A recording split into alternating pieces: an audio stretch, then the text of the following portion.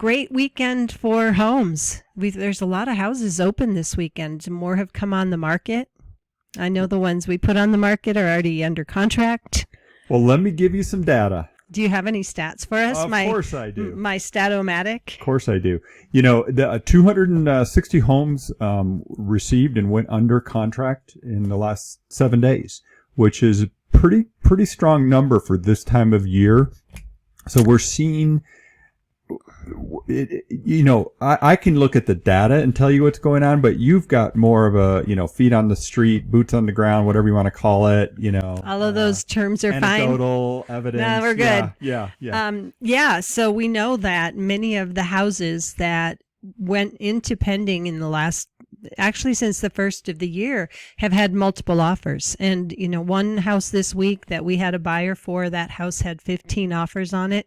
A house we listed on Thursday overnight by noon the next day had 5 offers on it. It's once again, don't listen to national headlines that talk about doom and gloom and bad time to buy or sell a house, because there's buyers out there and houses are getting above price offers when they're the gem, the special house that shows great and is in the right spot and the right price. So the thing we're still dealing with, Tracy, is just not a lot of homes on the market, from a historical standpoint. So right now we're at, let's say 1,300 homes on the market at, any given day, which is a lot more than last year at this time. But last year was such a anomaly that you can't really compare. But so to put it in perspective, we go back to 2019, same time of sort of normal year. Yeah. At the end of 20, or let's put it this way, at the beginning of 2021, we're about double the number of homes on the market from then. So I'm the thing that worries me right now, Tracy, about the housing market is there's a lot of people out there that want to buy homes. There's still, relatively high interest rates compared to what we'd seen over the last, 5 years. However, the good news is rates have now come down in the last month or so. We were up over 7% at one point, and now rates have kind of settled in at this kind of low 6s range, which is good. Right. But we've also had a lot of appreciation over the last few years. So, affordability is definitely a challenge for folks. And I think there's a lot of concern that maybe, I might be buying at the top, or the market's still going to go down, or whatever. And right now, with the lack of supply and still steady demand, I don't see a big shift in home prices other than potentially up. Well, all the national forecasters are predicting up, I believe, for our area during the year. And I'm sure you've got hard stats. I'm, the feet on the streets, and we know that there's a lot of buyers and not enough houses on the market. Well, let me give you some real-time I've been waiting data. If I look at what closed in the first 20 days of January last year and look at the homes that closed in the first 20 days of this January. Now, it's not a huge data set. It's about 340 homes in Metro Albuquerque, but median price up 5% over last year, same period.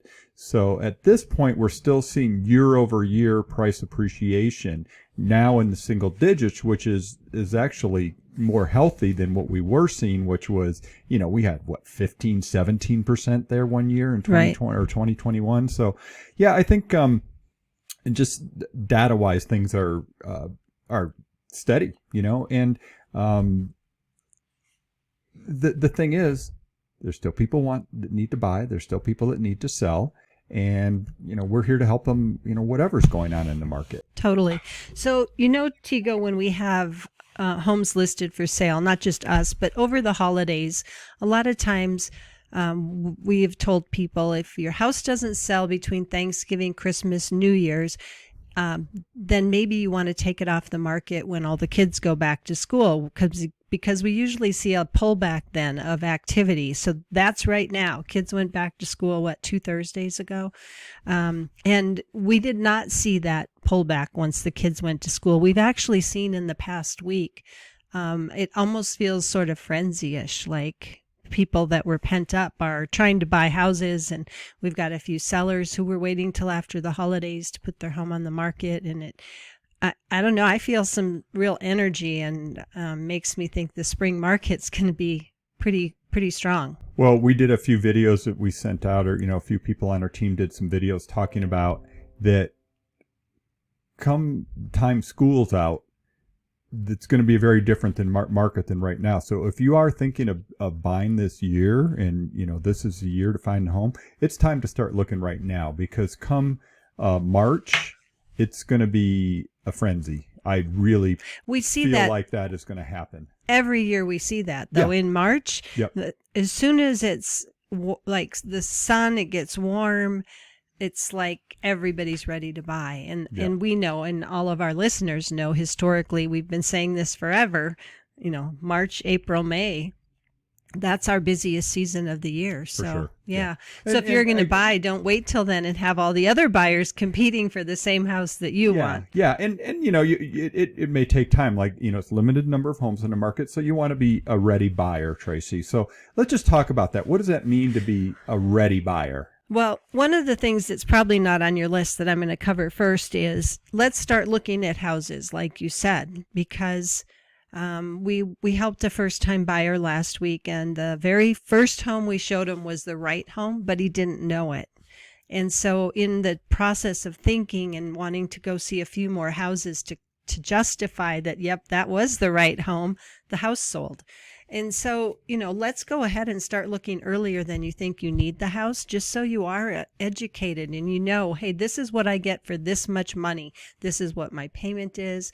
And when you see the right one, you're ready and you don't doubt that it's the house you should move forward on. But otherwise, the traditional things, right? Let's make sure that if you're paying cash, we know if those funds are readily available, or if you're borrowing from a 401k, how long does your 401k take for those funds to be available to you? If you're getting a gift, let's make sure if you're getting a gift for the down payment that we have the right paperwork in order, that we've got you with a good local lender if you're going to be using a loan, that we get the right loan program for you. There's all sorts of different loan programs, and a lot of times folks get online and they get a online lender that's not in our area, and they don't really get that consultation about the local programs that we have, as well as what program might be best for them. You didn't listen to our show last week. No, I didn't. That's right. I was off last week. Yeah, you had Lee Smith here. You were out showing homes. I was, and I sold that house. Yeah. So Lee Smith with Primary Residential Mortgage, if you want to go back and find that show, Lee did a great job just walking through the loan process, all these different terms that you're not familiar with, like PITI, all these kind of things that we throw around that we take for granted. And he did a great job on that. So you can look for that show. That was show 430, and it's on YouTube if somebody wants to go back. 431? 431. You're right. I'm sorry, because we're on 32. I have to keep you honest. I know. Well, I know you do well. Yeah. That's your job. But I just want to say something about, that pre-approval thing is going to be critical. And if you're competing for houses, which it looks like that's going to be the case again. I mean, we were already seeing that. We're already seeing January. Offers. Yep. Yeah, in January. And so you want to make sure that you're pre-approved, you're solid, you're ready to go. And doing it with a local lender does give your pre-approval letter a little more credibility than maybe a national lender. Some of the big banks, Tego, aren't looked as favorably as other local lenders that specialize in mortgages, because a lot of the big companies or the big banks don't even do the mortgage here. You're not really working with the person that in the branch. As soon as you apply, your loan goes to their processing center somewhere. So even some of those big banks aren't really the ones that most listing agents of properties are interested in seeing. So otherwise, right, being ready. So knowing the market, knowing what you can buy, getting a comfort of your monthly payment, as well as what are the utilities and things involved in that, and having that lender in the process ready, because a lot of times we find the house and then we start the lending process. And what we know, and I'm sure your show last week talked about, the process is, detailed. There's a lot of T's to cross and I's to dot. And I said that backwards, but No, you said it perfect. Yeah. So there's a lot of paperwork involved in getting a loan. And when you're in the process, and very often it's only 30 days, getting some of that paperwork done before you find the house so that when you have that lender letter, it's a pre-qualified, not just maybe they will.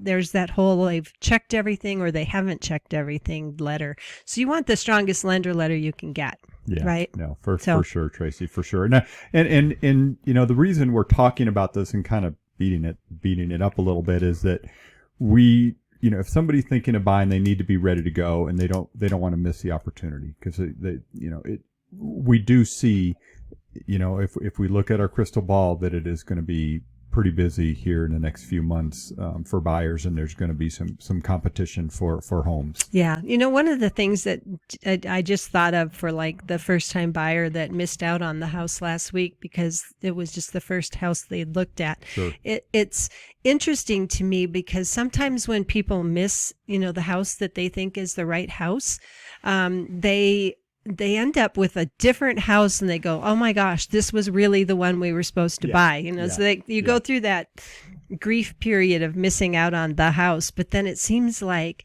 they're always like, oh, I'm so glad that one didn't work out because this is the one we really were meant to be in. So speaking of all these fun things we do in real estate, I saw an article that said in 2022, 21,434 people joined in real estate professions last year. Over 21,000 people. We think it's a great profession, right? It's been great. We've loved it, helping people with their financial goals in their homes, with buying, selling, or investing in real estate or land. Obviously, land is real estate, but just we year end, we tend to send things out to past clients and things, and seeing their names and knowing what a great financial picture some of those people are in right now because they got into homes. I can think of, like, just off the top of my head, so many first time buyers who were stretching themselves in the last 10 years to buy that first home, and how much that has changed their lives. It's just so heartwarming to be in this profession and know I had a little piece in that, Yeah. to see them, or to see them on Facebook. And when they were buying that house, it was them newly married. And now there's like the Facebook photo with them with their 3 or 4 kids, and things have changed. There's a few people that I saw this week that you actually helped also. And I was like, oh, I should have showed it to you. I missed it. Anyway, if you're interested in a career in real estate, I'd be happy to chat with you about what it's really like. Because a lot of people think I like houses. I like to go to open houses.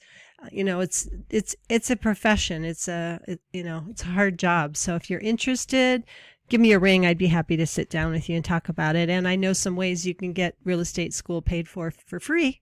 Can I just say, when you talk to people about real estate careers and being a realtor, it's not a sales pitch. You're giving people the honest truth, because nobody needs to jump into something thinking that it's all going to be rainbows and unicorns, and then realize like, oh, this is a lot of work. And it is a lot of work, but it's very gratifying, like you said. So if anybody's interested, and by the way, it's a Venturi Realty Group with Keller Williams Realty, and you can reach us at 448-8888.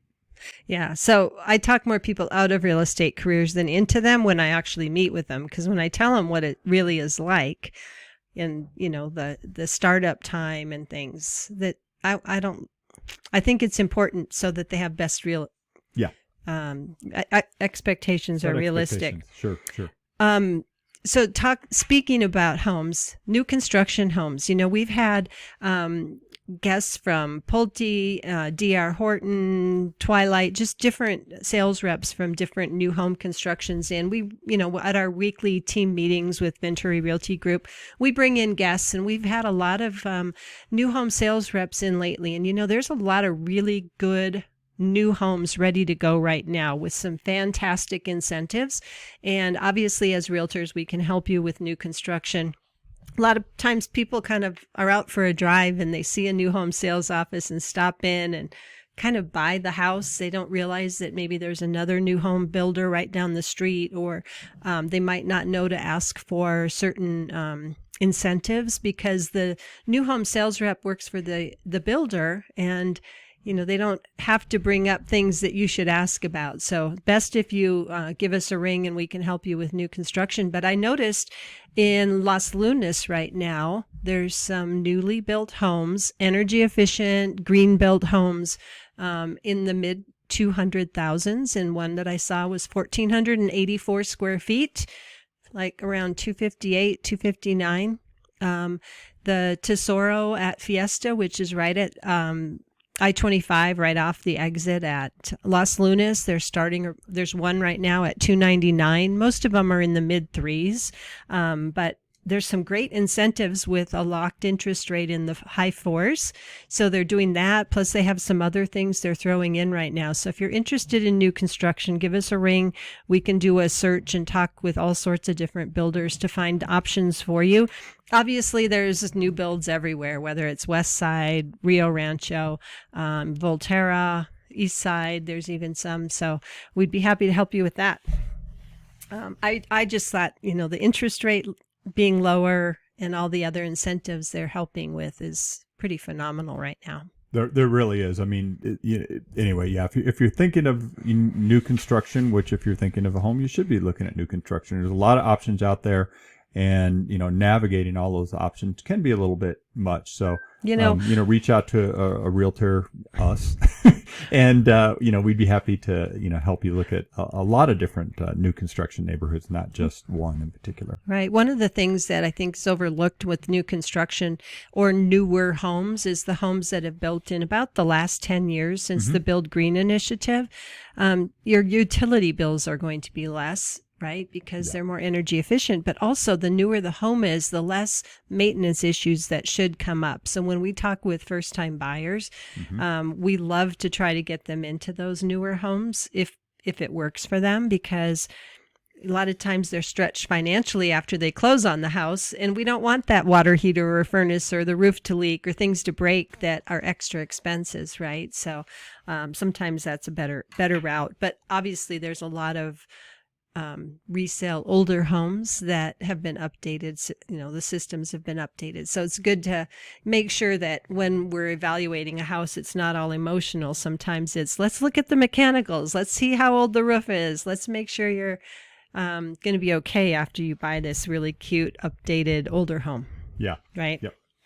Tego, we've had some questions this week about 72 sold.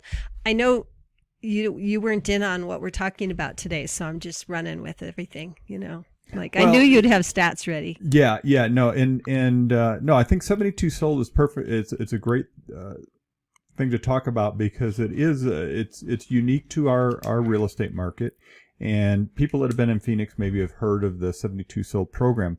But we're an area director for 72 sold for Albuquerque and actually all of central New Mexico. And it is a home selling system. It's a program that works very well if you follow it, and it gets people, gets their home sold quickly for top dollar. Right. It's the new better way to sell a home. And we've been running the commercial here on the station, and it's a simple explanation of how the program works. We'd be happy to talk with you about it. Just give us a ring. We can explain it. We can get you the price of your home pretty quickly. It typically does involve the program does require us to visit the property, so 15-minute walkthrough or whatever when it works. And there's ways we can do that if we need to do it on Zoom or FaceTime or something like that too. Anyway, we'd be happy to go into depth on it. 72 Sold's a great program. There's over 1,500 5-star reviews on Google. It's got 3 independent studies that show that it's 8.4% to 12% netting sellers more than the MLSs. And we're believers. It's a great program, and we're really honored to be representing it here in this area. So, Tracy, if somebody wants to have more information on that, it's best just to reach out to us direct, correct? Correct. At the 448-8888. Yep. There's a national website, but no telling who you might end up talking to if you go there. So best to call us directly or send us an email from our website, which is welcomehomeabq.com. couple things that happened this week, just kind of in the news in real estate. There's been some changes in mortgage qualification rules, and I don't want to go too deep into it, but it's actually good news for home buyers. And so that's one thing, you can talk to your lender about if you're in the process, but it does open up some potential opportunities for folks. Yeah. So what I learned, Tego, from reading an overview of some of the lending changes, that it's really good for people buying in the lower prices. Great. Right? Not just benefiting some, but it might be a little more expensive for the higher priced loans. Yeah. Yeah. Yeah. And there's the other thing that's in the news here locally. Obviously the 60-day session at the legislature started this week, and there is a lot of housing stuff there really out there. is. I'm not going to go into the all the nitty-gritty details because you never know what actually is going to come out in the end. Right. But there is a lot of stuff on affordable housing and help for first-time home buyers. Some programs there. There's some rules changes, especially in the rental world, that could be very impactful on property owners that are landlords. There's a proposed bill out there that is quite concerning for property owners, and that's something that if you're a property owner or a landlord, you have rental properties, you probably need to look into it and understand what's going on there. I went to a meeting with the Apartment Association of New Mexico, and it's concerning because it's going to affect not just the ability of landlords, but it could affect, in most cases, it's rent control. Sorry, let me talk about this. Yeah, it's rent control is what we're talking about, and that's there's some potential legislature about rent control, and there's not much to say on it other than if you Google search and just find analysis of communities that have done rent control, it never ends well. It sounds good on the surface because you're like, okay, well, rents can't keep going up and going up. Well, what happens is investment just dries up, and it could really put a damper on our entire state economy, because people that want to develop and bring money into our economy would just say, yeah, no, even the idea that we're talking about it is going to scare some development away. Now, to be honest, I think there's people in the state that don't want development, that don't want that money coming in, but I think most reasonable people do. So anyway, that's out there, and that's something just to be aware of. I'm sure we'll be talking about this as the 60-day session, right? During this period. The other thing just to bring up, wasn't on my list, but if there are people or you are in trouble with your mortgage and unable to pay and are headed to foreclosure, or you're behind, Bernalillo County for sure has programs to help with that. Obviously, we can help you if you need to get some advice, and if you are trying to keep the home and don't want to sell it because you probably are in a positive equity situation where you could sell it. There are some programs out there, but you need to be really careful. If you Google it, you're probably going to have a hard time finding the legitimate programs, because there's so many people. If you Google foreclosure, Bernalillo or Albuquerque, Bernalillo County, Albuquerque, all these other things might come up. So making sure that you're with Bernalillo County or Sandoval County, because I saw a few different things this week about some programs that are out there. Obviously, with COVID, there's been some rental help for paying your rent so that you don't get displaced. And I think there's still some of that out there too.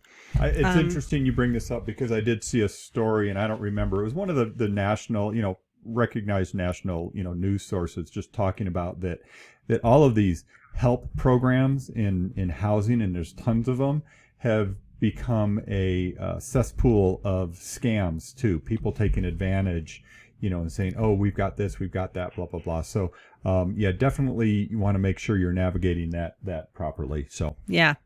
Well, there we are. Another half hour quickly come and gone.